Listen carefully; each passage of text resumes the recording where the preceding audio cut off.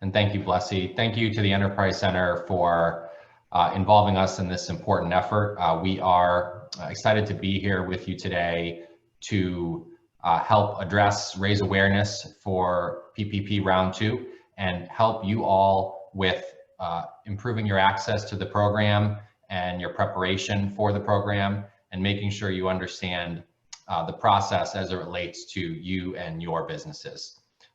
So my name again is Andrew Budraka. I'm a partner at Morgan Lewis, which is a law firm that has a large office in the city of Philadelphia.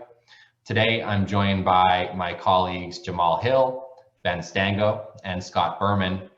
We all serve on a task force at Morgan Lewis that has been working on the federal COVID pandemic stimulus relief programs since March of last year, when the pandemic first struck and the shutdown orders and various problems started to arise for small businesses. So we're very familiar with the Paycheck protection program that we're going to be talking to you about today. And we are also going to be briefing you on the second round of the program, both for first draw, people that could not take advantage the first time, and this is their first time accessing the program, or second draw borrowers to decide to do so again. Morgan Lewis, again, we have a lot of task forces focusing on the COVID-19 pandemic in various areas. And we do have this resource page. To the extent you have interest in other areas, please do check that out. So I'm going to turn it over now to Jamal Hill, and Jamal's going to give you guys a quick overview of the program itself. Go ahead, Jamal. Thanks, Andrew. Hi, everyone. So just starting with some background about how we got here.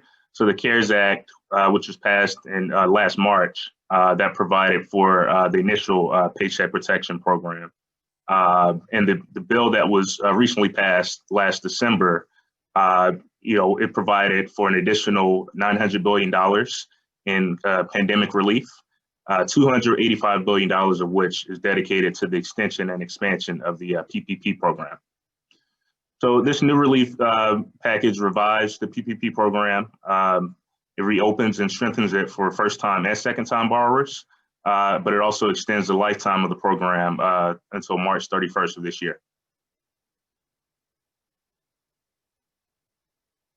So this new iteration of the program is designed to specifically target smaller and minority-owned businesses, again, many of whom were left out in the first iteration of the program. So it allocates $15 billion to community lenders and small depository lenders for initial PPP loans and also second draw PPP loans.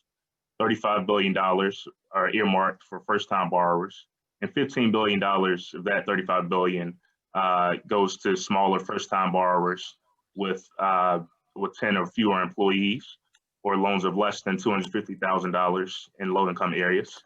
And $25 billion is allocated for second draw PPP loans for smaller borrowers with the same threshold of 10 or fewer employees, or less than $250,000 in low-income areas.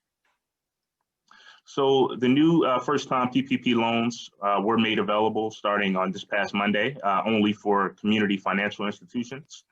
And PPP today is actually the day that the program accepts eligible applications from eligible lenders that have $1 billion or less in assets.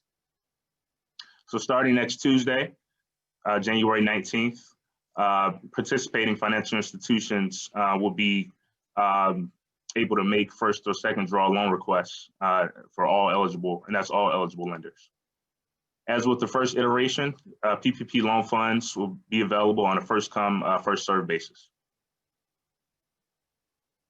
So here we have a comparison chart that compares the first time loans with the second draw loans, right? For eligibility, for first draw loans, employers can have no more than 500 employees.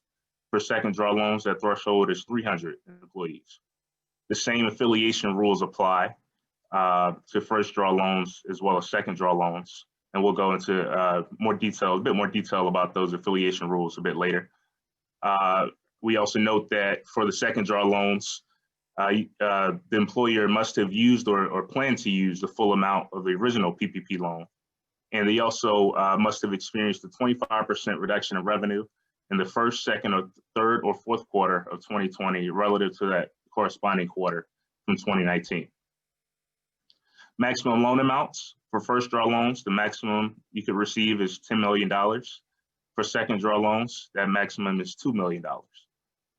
In both cases, loan forgiveness is non-taxable, and business expenses that are paid with loan funds in each case are tax deductible.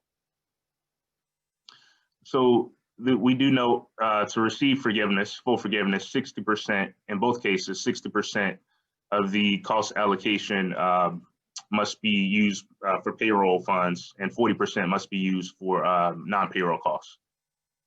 And those are minimums. So again, some specific details about the first-time PPP loans. So again, these are loans up to a maximum of $10 million with a 1% interest rate.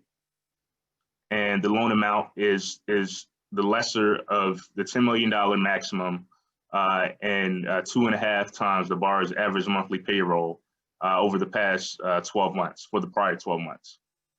It excludes compensation, any compensation for employees that are paid over $100,000 annually. And the SBA guarantees 100% of the loans that are issued during the period of February 15, 2020 through March 31 of this year.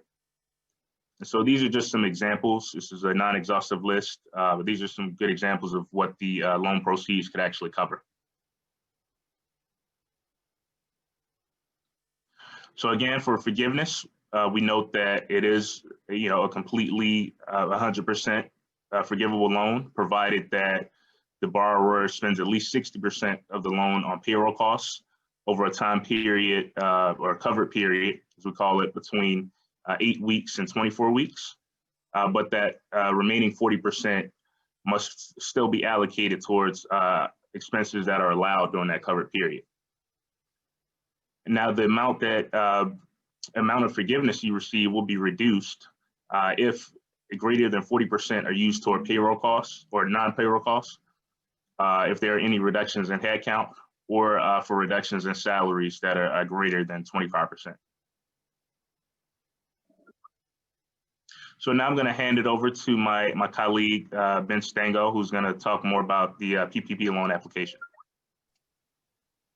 Thanks very much, Jamal. And thanks to all of you for joining us today. So I'll be talking now in a little more detail about the application process itself. And in a couple slides, we're actually going to be stepping into the application, walking through the information that you'll be providing there. And then following my part of the presentation, Scott's going to rejoin us and actually walk you through some specific calculation examples. So hopefully by the end of this portion of the presentation, you'll walk away with a really strong understanding of what do you need to have in hand to complete an application, what's the process for moving it through the lender's system, and how do you get to the numbers that are applicable to your business. So first, you're going to be applying through an approved lender. I'll note that the Enterprise Center is an approved lender, so you can certainly work directly with the Enterprise Center. There are a variety of lenders throughout the city of the greater Philadelphia area that are approved lenders. You can find a list of them on the Small Business Administration's website. Generally, we recommend working with an existing lender of your business if they are a PPP lender, because it will cut down on the amount of introductory new client information that you might need to provide to that lender. Next slide, please. Great. So in terms of the eligibility for the program, we know that most folks joining us today, most folks watching at home, are eligible small businesses for this program because the key threshold is under 500 employees. Now, there's a variety of other factors here that come into play if you have certain types of ownership that draw in affiliated companies, and their employee numbers might count, that could put you out of the eligibility bucket. We know that's not the case for most folks here. There are specific types of businesses that are excluded, and there's an ineligible list that's available on the SBA's website as well. Those are businesses, for example, that just hold real estate passively.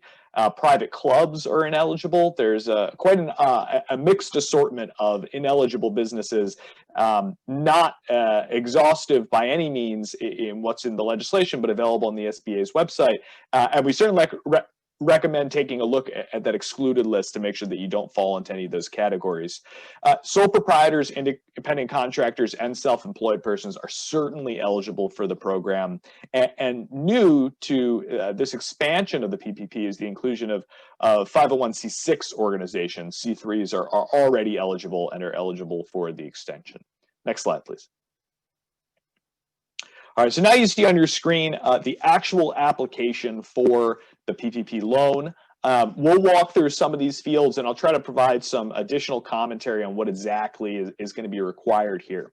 So the basic information, your business type, address, all of that, it's kind of self-explanatory, but I want to use that as an opportunity to say it's important to have all of your basic organizational documents at hand in case they're requested by the lender. So your formation documents with the state of Pennsylvania or Delaware or wherever you're formed, your basic tax documents, proof of your EIN, things of that nature, really critical to have on hand and available to you. We discussed the size standard, 500 employees or lower for first draws, 300 employees or lower for second draws.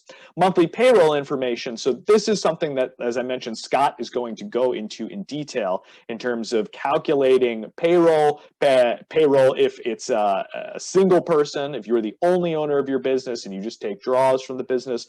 We'll look at some specific examples, but this is how you get to your loan amount. That 3.5 times average monthly payroll, or for folks in the accommodation and food industry and are taking a second draw loan, 3.5 times that average monthly payroll. The purpose of the loan, Jamal touched on these a bit, and I'll go into a bit more detail. So for the first PPP, we saw payroll costs, rent, mortgage, interest, utilities. Those were the key categories. Now, as part of the 40% that you're able to spend that's not towards payroll, that 40% bucket, the SBA, Congress has added operations expenditures, cost of property damage, supplier costs, and worker protection. So these are fleshed out in more detail in the interim final rule by the Small Business Administration. And we at Morgan Lewis have summarized this new PPP with links to these more specific documents from the SBA. We recommend taking a look because they go into full detail on what's included here. So for example, worker protection expenditures, any expenditures you're making on PPE or plexiglass shields or things of that nature, those are now part of the 40% of the loan that can be forgiven. So this is really an expanded opportunity to have forgivable expenses show up on your loan. You'll want to list any owners of 20% or more. That's certainly important if that's the case for you. And that pulls in the affiliation question. And that's a point in which you're going to want to have a very detailed conversation with your lender about exactly what your situation is. Then as you look towards the bottom of the page, there are questions, yes, no questions, that you got to get right in your application. These are really critical for eligibility. They fit to what you're certifying to as a borrower. So there are specific questions about your personal legal history, if there's any criminal activity within recent years, the credit history of the business, things of that nature. Again, got to make sure you get those right. Got to make sure you can answer confidently. Let's go to the next slide, please. Here, so I'll talk a little bit about necessity and just kind of emphasize what you are certifying to. So necessity is key from the perspective of whether or not you are able to apply for this loan, apply for PPP, and it comes back to, have you exhausted other sources of liquidity? Are there other monies that you could have accessed? Did you have an existing line of credit? Has someone individually been putting personal funds into the business that stopped doing it, but that's an option? PPP funds are available for small businesses. We think most folks joining us today are eligible to be able to receive these funds, but it can't be the first option. The government really wants to make sure that before you seek taxpayer dollars, you've looked for other sources of funding, and they're just not that great. They're really going to be damaging to the business to take on a super high interest loan, something of that nature, or they're just totally not available. And then you can go to the PPP. The other aspect of this is, if your business has been doing really well, these funds aren't necessary. This is rare. We expect that folks who are interested in this program have not had booming business over the course of the pandemic. But if you're a small business version of Zoom and your business has been going through the roof, you are not eligible. These funds are not necessary for your business. I want to note that your business has to have been in operation since February 15th, 2020. This wasn't necessarily key during the start of the program, but now it's pretty important because a long amount of time has gone by. Businesses have been formed. And if your business was formed after Feb 15, 2020, you are not eligible for the program. Lastly, these certifications, the parts of the application where you'll actually be initialing, you want to again make sure that these are factually accurate, that they're correct. It's regarding the use of funds, your promise to repay. This all carries substantial personal risk. If any of this information is knowingly submitted falsely, we're sure that you're going to be able to confidently make these certifications in your application as long as you kind of do your due diligence, make sure you understand what the question's asking, and respond accordingly. Next slide. All right, so with that, I'm going to turn the mic back over to Scott to talk through additional needs for your application and some important examples. Okay, great. Thank you very much, Ben. So just to give you guys a brief rundown, I'm going to discuss the materials that you will actually need when applying for a PPP loan, but also when you are creating a relationship with a lender. Then I'm going to go into detail on the IRS form Schedule C that you will have to complete to include as part of your PPP application. Then I'm going to go into some examples, and we have some detailed calculation slides that actually run through exactly how the SBA wants you to be calculating your loan amount request. So on this first page here, you can see a lot of the documents that Ben was talking about on the prior slides. But when you are creating a relationship with a lender, the lender has to make sure that you are who you say you are. And so they are mandated by law to have these customer identification program questionnaires. And so a lot of this information will be identification information, but to reiterate what Ben said earlier, you really need to have on the ready all of your organizational documents for your business. So you can see some of the specific documents on the page there that you'll need, and you just want to make sure that you have those on hand when you are ready to create a relationship with your lender when you're applying for the loan. So the next slide here is actually a picture in very small font of the Schedule C IRS form that you will have to complete to include along with your PPP loan. Now, you can see at the top of the page, we've included links to the form itself and the instructions. The instructions are really important because they really run through every single line item of the document and how to fill those out. So just from a high level, I'll probably discuss part 1 and part 2 of the form. Part 1 being income, part 2 being expenses. And you really need to have these down pat so that you can get your net profit number, because that number is what is included on the PPP application that Ben showed you. And that's the number that you will use as your baseline to get your loan amount request that you ask from the lender itself.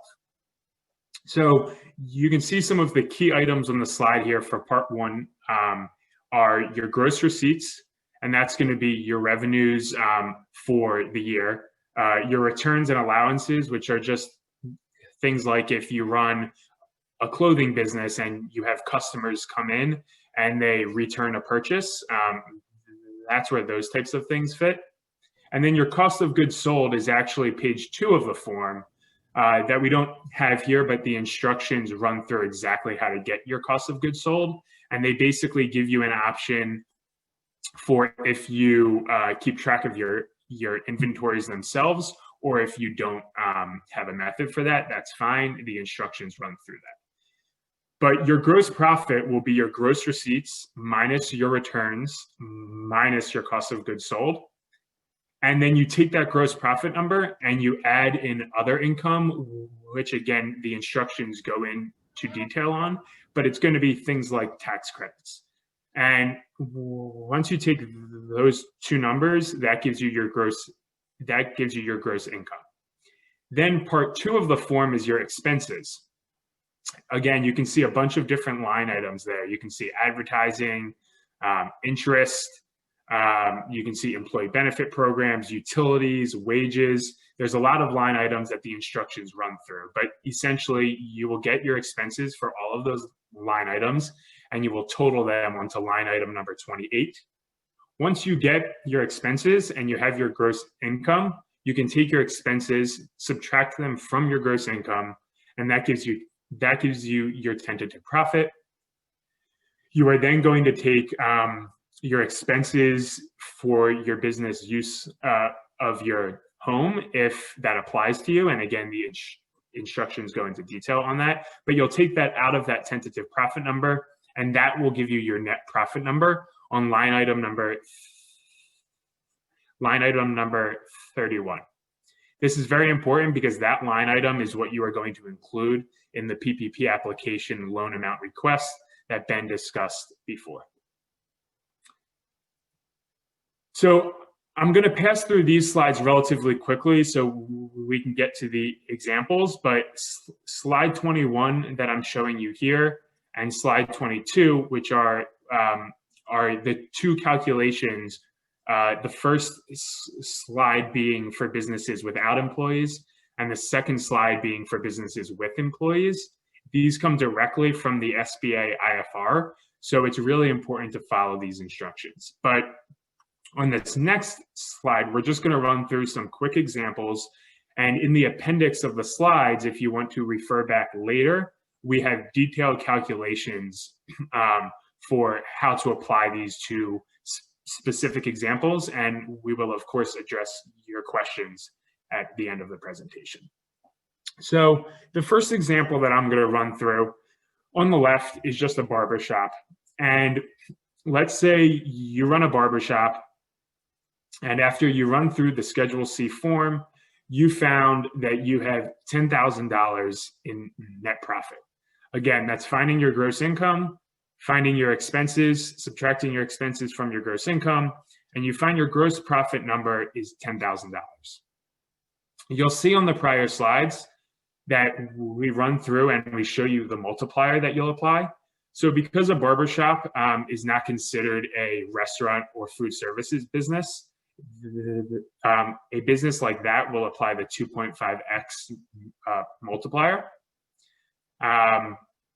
And you will first have to divide your $10,000 of profit for the year by 12 to get you a monthly amount.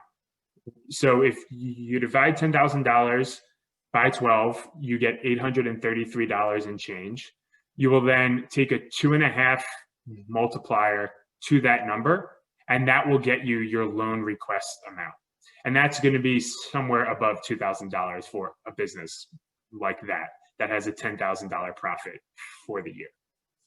Now, on the other side of the slide is going to be a daycare company.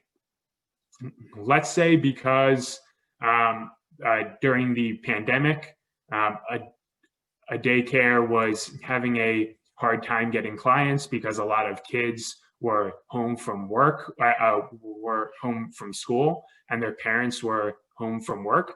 So let's say this daycare business did not actually have a net profit for the year. A PPP loan actually will not be that daycare company will actually not be able to apply for a PPP loan. It's a little bit backwards, but if you don't have any net profit, you will not be able to apply for a PPP loan, which is why Ben had mentioned on the prior slides that you can refer to the other small business loans that are out there, which would be things like the 7A small business program, and also the micro loan program as well. So those are just two quick examples. I'm going to now pass this back over to my colleague Andrew to discuss some general risks about the program, and then we will jump right into your questions. Thanks, Scott. So I'm just going to quickly touch on the risks of this program. And we know that the government is watching how these funds are spent and is checking who applies. Over the course of 2020, there were a number of cases where applicants either inflated or made up employees in order to access the funds. And those were very easy cases for the government monitors of the program and the funds to track down and bring criminal actions against. And there is an Inspector General of the Small Business Administration who, as recently as Monday, is sort of continues to talk about this aspect of the programs.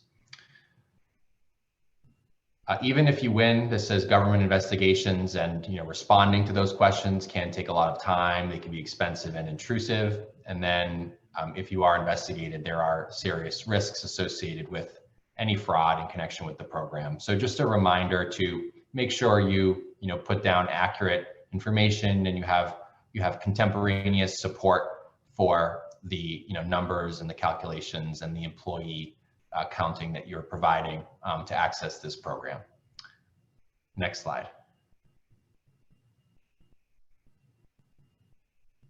Okay, so we've received a lot of questions in various areas, and my colleague Ben Stango is going to try and help us categorically sort through those, answer some specific ones, but we're also going to try and talk about the areas of most frequent interest in the questions. Thanks, Andrew, and thanks to everybody for your questions. I'll note that the Enterprise Center team has done an amazing job in responding to a lot of these questions. So there are a couple I'll start off in the beginning. And then I'll kind of work through and touch on major topics and ask the rest of the team to chime in on those topics as well. But if your question wasn't answered in the chat by the Enterprise Center team, feel free to go ahead and drop it again in the bottom of the chat, and we'll scroll down there and try to hit those as well. So for the very outset, there's a question regarding for second draw loans, the 25% reduction in revenue. This is from Alex. Alex, thanks for this question. It's whether or not that should be calculated on a cash basis or an accrual basis. The answer is that you can choose as a borrower based on the past practices of the company. Generally, when it comes to these type of calculations, the SBA is trying to make the process as simple as possible. So you will find in the interim final rules, and probably through your lender in a much more conveniently formatted manner, the ways to complete these calculations, what exactly is included in gross receipts, things of that nature. The next question here is from James. How will the second draw PPP be interacting with the shuttered venue operators grant and the EIDL? So with this, I'll just take a moment to reiterate what Scott said, that there are a number of programs available to small businesses to support you during this time, whether or not you are eligible for the PPP. On these two specific programs, the Shuttered Venue Operators Grant, you cannot accept funds from that program and the PPP. Those two are preclusive of each other. For the EIDL, this expansion of the PPP has now provided some greater flexibility on the EIDL. So you're able to refinance your existing EIDL loan into the program. You can apply for a new EIDL loan and do the same.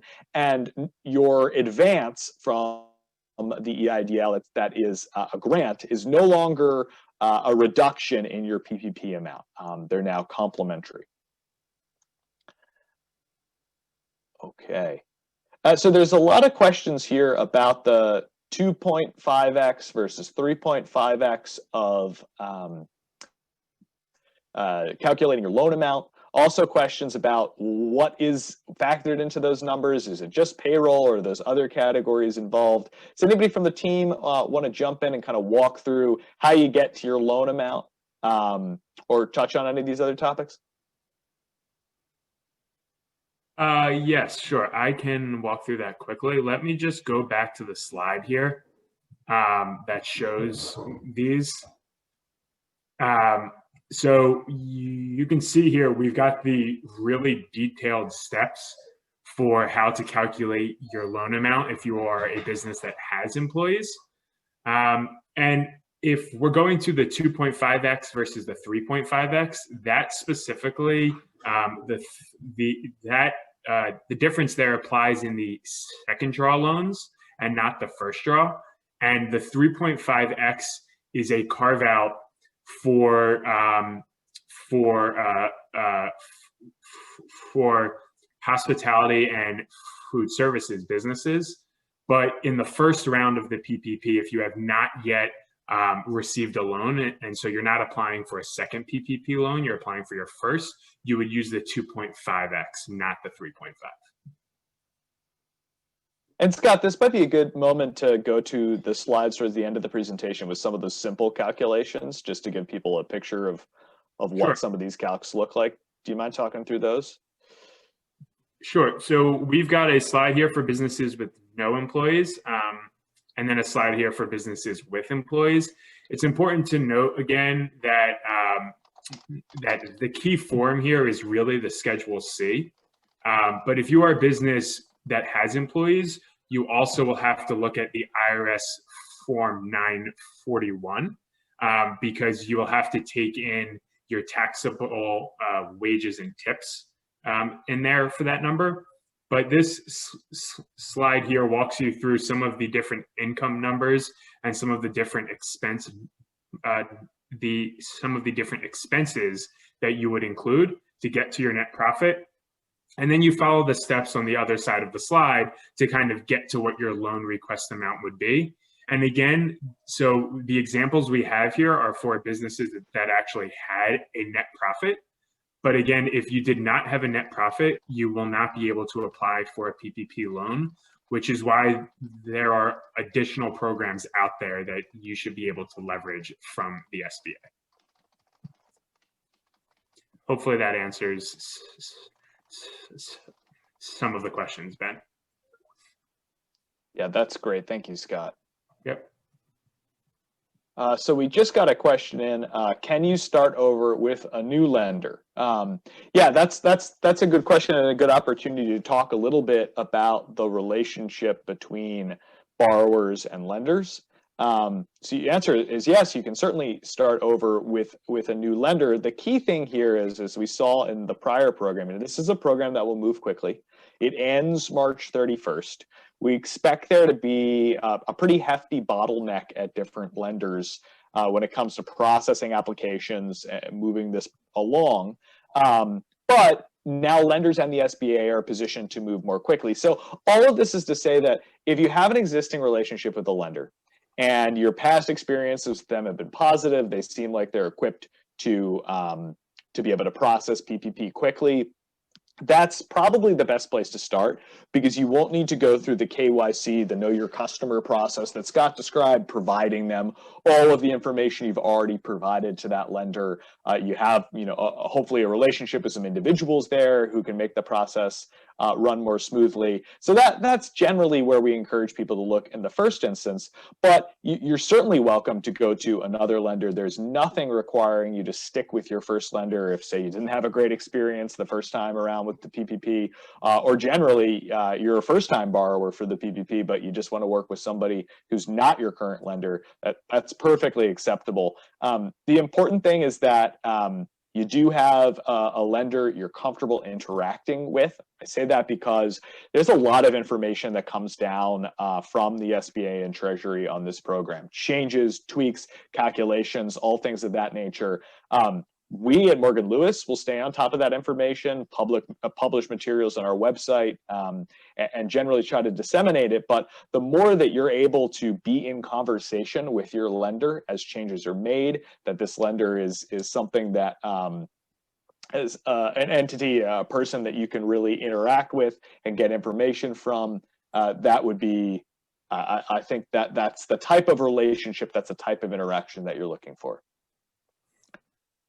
Great. So I think we're going to, in response to some questions that come up, going to focus on the second draw loan. So I'm gonna turn things over to Jamal to talk through the difference between, the first PPP and now first draws of this new PPP and the second draw program, teasing those out and focusing on what is the second draw, who's eligible, how is it different. So over to Jamal. Thanks, Ben. So again, this is specific to the second draw loan, since a lot of you all are wondering. So again, for second draw loans, the threshold for number of employees is 300 rather than 500 for the first time loans. And we note that businesses with multiple locations that are eligible entities may employ no more than 300 employees per physical location, right, in order to be eligible for the second draw, right? So again, 300 employees per physical location, right? And again, we note that you have to have used or plan to use the full amount of the original PPP loan if you're applying for that second draw. So you have to exhibit that, and you have to certify to that in your new second draw application. And you also must demonstrate at least a 25% reduction in revenue in either the first, second, third, or fourth quarter of 2020. Relative to that same corresponding quarter from 2019.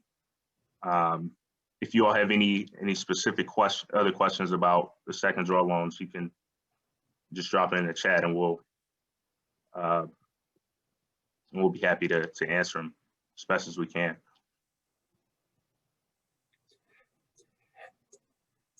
Hey, Jamal. Just a quick additional point there. So on that last point where you have to demonstrate the 25% reduction, that can either be on a quarter-to-quarter basis.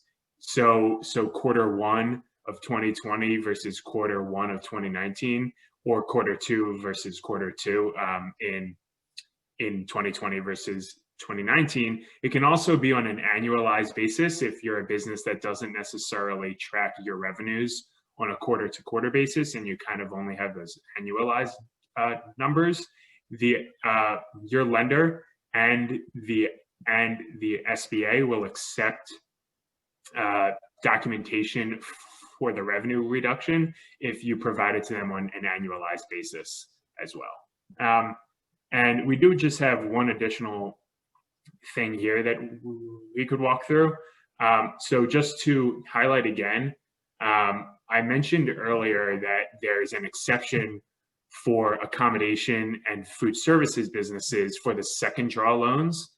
They actually are allowed to use a 3.5x times payroll as opposed to a 2.5. So that's just an important distinction between the second draw loans and the first draw loans, because that's a change there between what kind of the restaurant businesses are allowed to do versus what they were allowed to do on the first draw. And I think it's important because it shows kind of the intent of the SBA is really trying to provide these loans for the businesses that were hit the hardest over the past 10, 11, 12 months. And so they do provide that carve out for those types of businesses.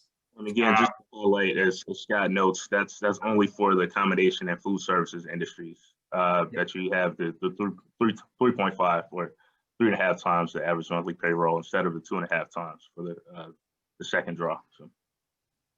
Yep. So I'm going to respond to another shuttered venue question from James and some general questions about ineligibility. just to be a little more clear on this. So there are some businesses that are categorically ineligible from participating in the PPP.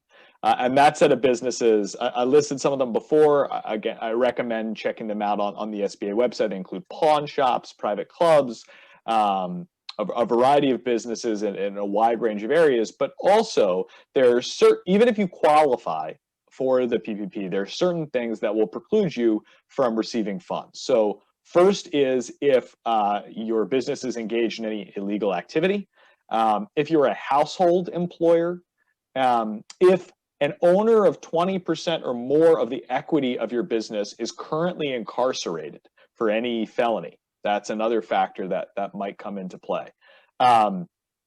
If your business was not in operation on Feb 15, 2020, as we said before, and if your business received or will receive a grant under the Shuttered Venue Operator Grant Program. So if you take a Shuttered Venue grant, you may not take PPP funds as well. It's one of the other, there are many ways in which Congress is trying to prevent businesses from taking funds for the same purpose through these programs.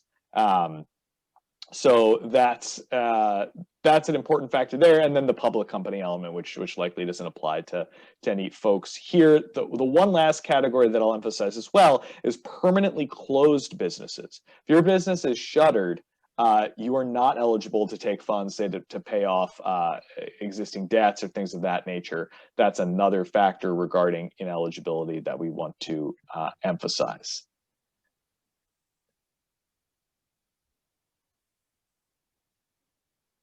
All right, so again, thanks to the Enterprise Center for covering a lot of these questions. Let's see if anybody's question hasn't been answered and you want to drop it again towards the bottom of the chat, we'll try to hit on those specifically. And also, if anybody from the Enterprise Center thinks that we should hit on any additional topics, yeah, go ahead. Yeah, it seems like, I guess James is confused. If he has already gotten PPP, does that make him ineligible for the Shuttered Venue Operators thing? Like, do these interact? Yes, he is ineligible for, yes, you cannot have both. Okay. Hopefully that answered your question, James. Oh, so James is asking if he took PPP money in round one, not the new PPP program, right. PPP money in round Correct. one. Yeah, that's what I'm asking. Great. Okay, that's helpful. Let's consult the IFR directly on this point. And sorry to admire this in this conversation in such a small specific niche. I work with and service a lot of entertainment folks here in Philadelphia. I know a lot of us entertainment folks, small companies, theater companies, independent contractors took PPP round one. And if that precludes us from the SVOG, that's going to really screw us, because that's a 45% on last year's payroll versus 12%? Right. So really important point, and thanks for raising it, James. And I'm glad we can get to some clarity here, because there are so many of these businesses, just like you're describing, who are affected in the greater Philadelphia, a lot of whom we all know and love. So we want to make sure there's the support there. In the IFR from the SBA, it clarifies that this restriction only applies to PPP funds made after December 27th, 2020. So it says specifically for any loan made to a business before December 7th, 2020, it should not apply. All right. So that's, yeah.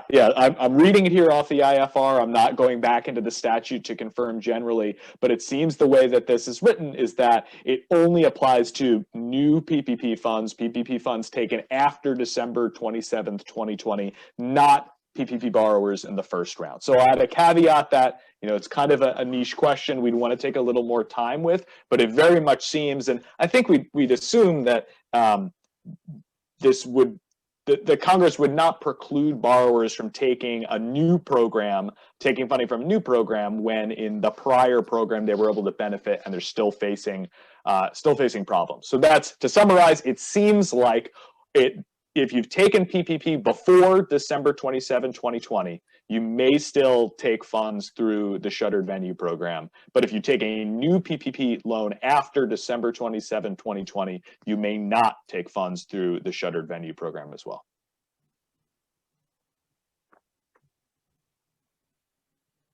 And I think we have a few questions. I see a pattern of a few questions around, what if the businesses have not filed 2020 tax returns? What documentation to use? Thanks, Blessy. Anybody from the team want to talk about documentation and kind of how to address that? So I can address just a quick point on that, Ben.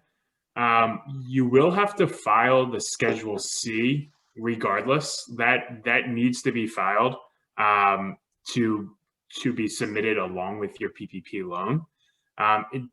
In terms of documentation in general, we definitely understand that not all businesses keep track of their gross receipts or of their expenses in the same way. And so I think, going back to Ben's point, you really just want to be as open with your lender as possible and disclose as much information as you can that you have. And so, for instance, if you don't necessarily track your revenues in a traditional book, you can kind of try and gather the invoices that you have if you are an independent contractor and you keep track of them that way. So I'll say in general that the best approach is to kind of disclose the information that you do have, and then work with your lender and your business advisors and your accountants to kind of get any other information that you might need to include in your application.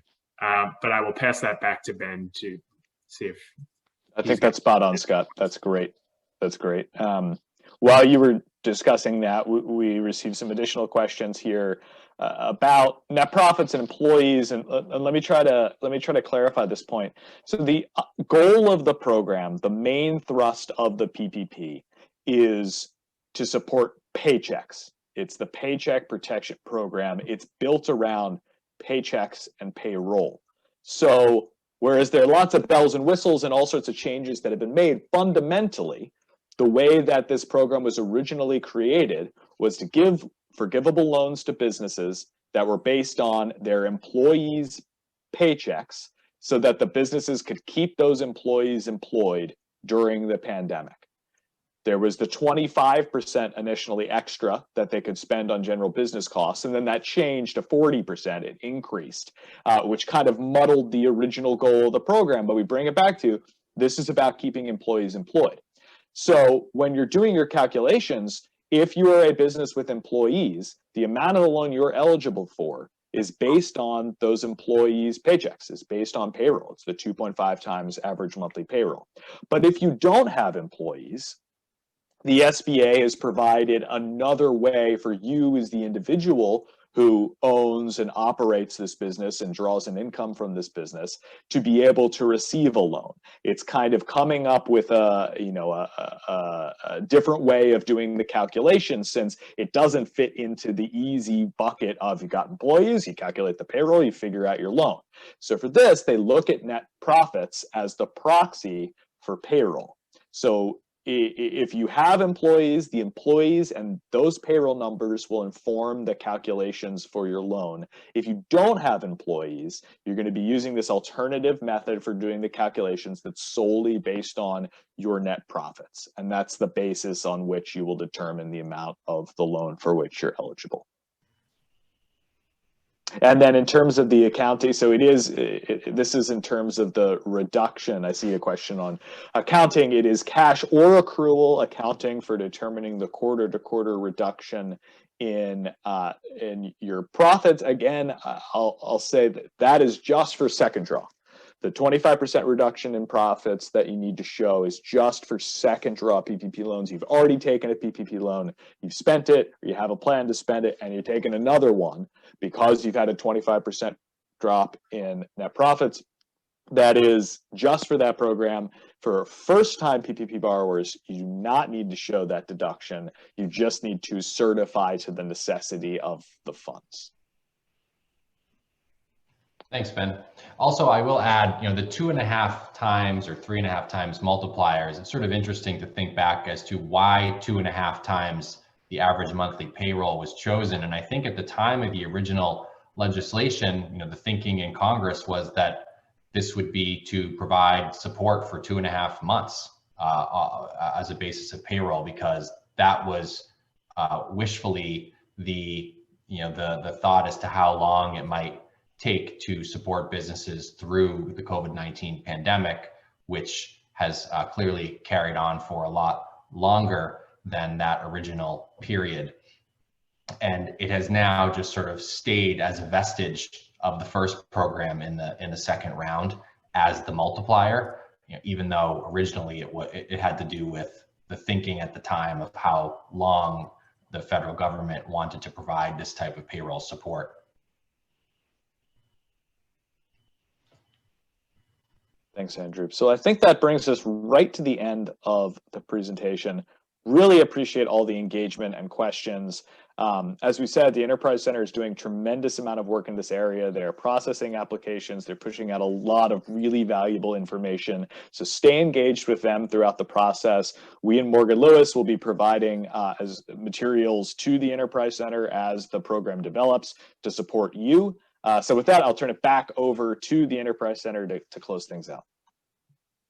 Thank you, Ben. Thank you to the Morgan Lewis team, and for all the participants who asked questions. Thank you for asking them. Just a couple things to wrap up here. One is for those of you who are interested in applying through the Enterprise Center, we will provide you the link to our page. We do have a PPP page dedicated, along with a FAQ that's on that page. You can see that in the chat. So please click on that link and save it for your, save it as a bookmark so you can go back to it. We also anticipate you'll have questions around this process and one refresher. So please make sure you check out our FAQ and the guidance we've provided on that page. That's applicable to everyone. And we will be sharing with you the presentation today. So please look out for that. And we look forward to working with you for those of you who will interact with, and we wish you all the best in your PPP process, and hope you take advantage of this opportunity. Thank you, everyone. Appreciate it. Have a great day.